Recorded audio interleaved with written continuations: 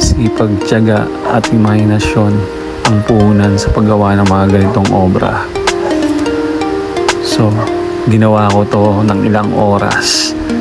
Almost 10 hours na walang tigil, no? So, yan. Ito yung resulta ng ginawa nating bagong obra ni Sir. Yan, sana po ay magustuhan mo.